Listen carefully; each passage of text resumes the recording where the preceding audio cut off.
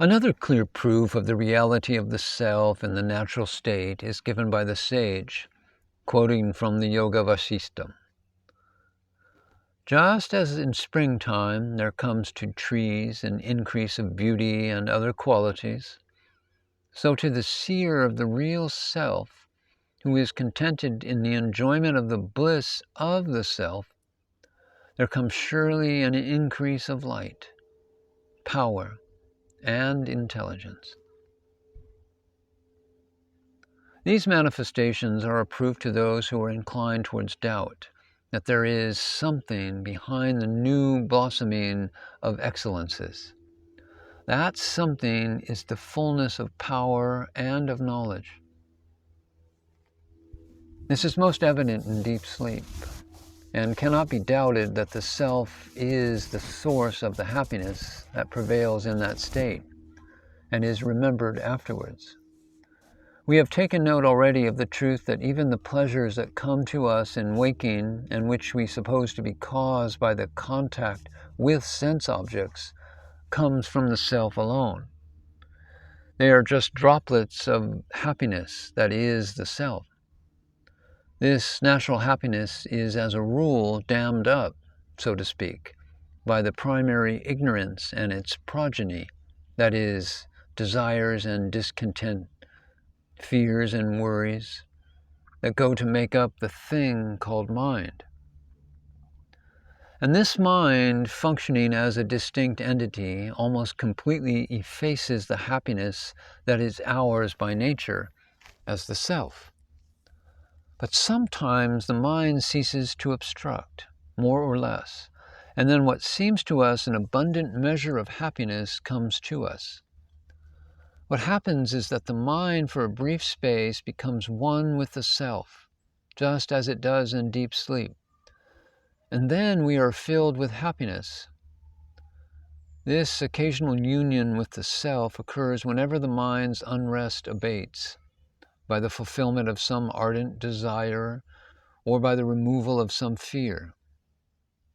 This so-called happiness is transitory, because there are other unsatisfied desires which soon become active, and then the mind loses its hold on the self.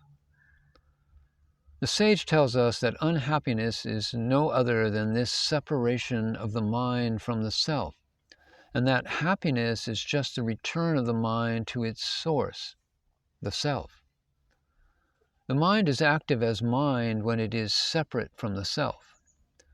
To become aware of anything is to disconnect the mind from the self, and that is unhappiness.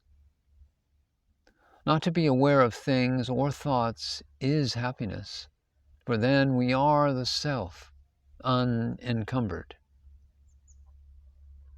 This is graphically expressed in the ancient lore through the following story. As one that is locked in embrace with his beloved wife knows not anything outside or inside, so the person who is locked in the embrace of the real self knows not anything outside or inside. That this is not unconsciousness is pointed out in a later passage.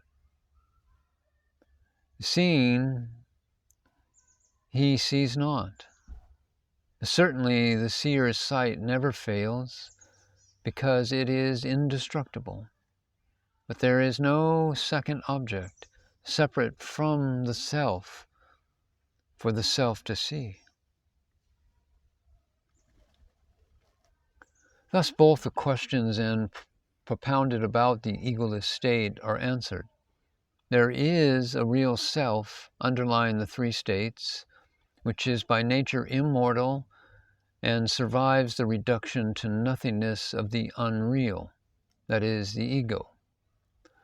The happiness is the very nature of that self, and hence the egoless state is the one thing that is desirable, beyond all comparison with anything that there is in relativity. The one great difficulty that the intellect finds in accepting this teaching is this: The intellect demands a rational link between the world it knows and the self or reality it is told about. It wants a bridge over which it can pass and repass between the two. Such a bridge does not exist and cannot possibly be built by anyone, even by the sage. The reason is extremely simple, namely the fact that the world and reality are negations of each other. We have seen before that what appears as the world is just reality. And this was made intelligible to us by the analogy of the snake seen in a rope. So also the world and reality are negations of each other. They cannot be seen simultaneously. The rope is unrelated to the snake. It did not give birth to the snake. So also the world and reality are negations of each other, in the sense that he that sees one of them does not and cannot at the same time see the other. The two cannot be experienced simultaneously. He that sees the world sees not the self, reality. And on the other hand, he that sees the self does not see the world. So one of them alone can be real, not both. Hence there is no real relation between them. The world did not come into existence from the reality. The reality is wholly unrelated to the world. Therefore, it is clear that the bridge that the intellect demands does not exist and cannot be built. Questions that are raised assuming that there is such a bridge and wanting to know all about it are therefore meaningless and deserve no direct answer. One such question we have noticed before. It was about the origin of ignorance. The same question was put to the sage in a more general way as follows: how can the state of deliverance be harmonized with the world? And the sage of Arunachala said, that harmony is in deliverance itself. The sage who is in that state is not aware of any disharmony. On the contrary, there is perfect harmony there, because the self alone is there, worldless. But the intellect cannot know that harmony, because it can never get there, because if it gets there, it will cease to be. This is the meaning of the statement many times reiterated in the ancient lore, that the state of deliverance or liberation, mukti, which is the real self that is in that state, is beyond the intellect. As this state is beyond the intellect, so it is also beyond speech. Attempts to give a faithful description of the state in words are bound to fail. That is, any description making a positive statement about it will be inevitably false in one or more particulars. Many such statements that are found in the ancient lore are corrected by fresh statements, and these again by others, until the disciple is ripe for being told that it cannot be objectified by the intellect without falsification, and that direct experience is the only means of knowing it correctly, or rather of ceasing to know it incorrectly. The consequence is that we can only know what the self is not, never what the self is. In the final teaching, no attempt is made to tell us anything about the positive content of the state of deliverance. In the ancient lore, we are told that we must understand the self as neti neti, not this, not this. Its language is silence, not words. This truth is brought home to us by the story of the instruction by silence that was vouchsafed by God himself, who was appearing as Dakshinamurti to 4 sages named Sanaka, Sanadana, Sanatana, and Sanat Kumara. The disciples understood that they had to become silent in speech and thought in order to find the truth which is beyond both. They did so and found it.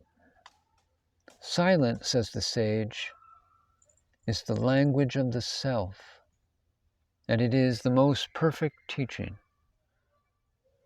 Language is like the glow of the filament in the electric lamp, but silence is like the current in the wire.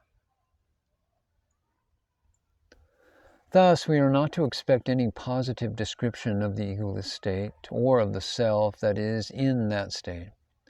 Even the sage cannot tell us anything positive about that state. All the sage can do is remove our misconceptions about liberation, about deliverance, about reality. The sage tells us that reality is not, or rather how it differs from the states known to us in relativity. And the only one who could tell us anything at all about that state is the sage. There is a saying current among the people to the effect that he that speaks about it has not seen it, and he that has seen it does not speak. It may be said that there are positive descriptions about it in the ancient lore, namely that it is reality, consciousness, and bliss, true happiness, Sat Chit Ananda. The answer is that these descriptions are positive only in form. They are negative in meaning, being intended only to dispel misconceptions. It is called reality to dispel the notion that it is non-existence. It is called consciousness to show that it is neither insentient like inert objects, nor fitfully conscious like the mind. And it is called true happiness or bliss to show that reality is a transcendence of relativity, which is essentially unhappy. One thing that is clear about the state of deliverance or reality is that it is not a world or place of abode to which the liberated ones are to go either now or after death. Very queer beliefs are being cherished and taught by different kinds of believers. Some say that when this mukti or liberation or deliverance comes to one, that he is bodily taken up into the sky.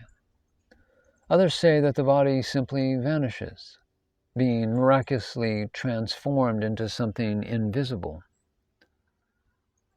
And according to these persons, if there be a dead body left, there has been no deliverance. Most people believe that deliverance means going or being taken to some kind of heavenly world.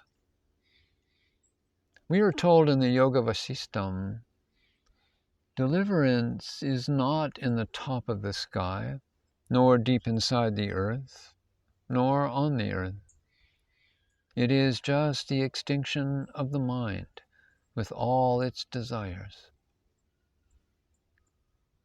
And of course, the meaning is that the egoless state is not in relativity.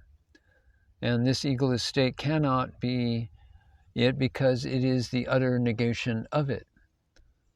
The same is the teaching of the ancient lore, which says, when all the desires infesting the heart become extinct, then the mortal becomes immortal. Just here he becomes Brahman.